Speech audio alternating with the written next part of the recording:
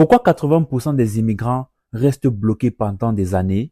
Si tu veux avancer rapidement aux États-Unis, il y a 5 pièges majeurs que tu dois absolument éviter. Ces erreurs sont la raison pour laquelle 80% des immigrants stagnent, galèrent et perdent des années sans voir de réel progrès. Si tu écoutes bien cette vidéo et que tu appliques, tu vas déjà éviter des années de souffrance et avancer 10x, 10 fois plus vite que la majorité. Première partie, les 5 pièges qui détruisent la progression. Premier piège, dépendre uniquement du travail pour gagner sa vie.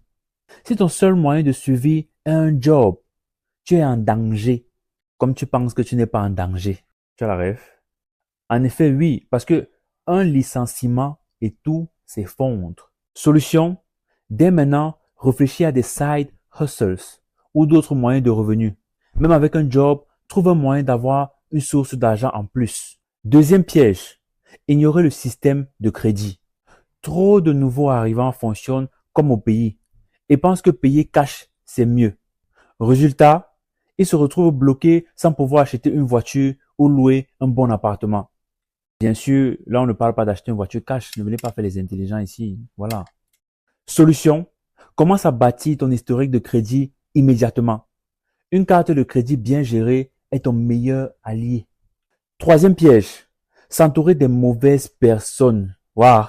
Si ton cercle est rempli de gens qui galèrent, qui ne cherchent pas à évoluer, tu vas être tiré vers le bas. Je vous ai déjà dit, je t'ai déjà dit.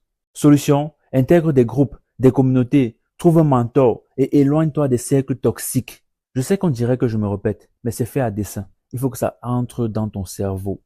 Quatrième piège, ne pas s'informer sur les opportunités.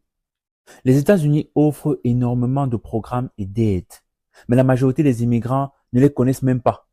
Résultat, ils passent à côté de bourses, financements, avantages fiscaux, et j'en cite. Solution, informe-toi, fais des recherches, pose des questions, trouve les opportunités que les autres ignorent. Alors fais un truc pour moi. Va sur tes réseaux, Instagram, Facebook, TikTok, YouTube, et dis-moi, est-ce que tu suis des gens qui ont réussi ici, des entrepreneurs et tout ce qui va avec? Tu vas me dire quoi? Que tu ne parles pas encore anglais et tout? Oui, c'est vrai, moi tu me suis. Mais tu dois pouvoir avoir tes propres idées, tes propres informations, aussi ta propre façon de penser. Tu dois suivre ces gens qui ont déjà réussi aux États-Unis. Commence dès aujourd'hui que tu parles anglais ou pas. Cinquième piège, vivre au jour le jour sans plan. Beaucoup arrivent ici, prennent un job, payent leurs factures et attendent le mois suivant, sans aucune vision à long terme.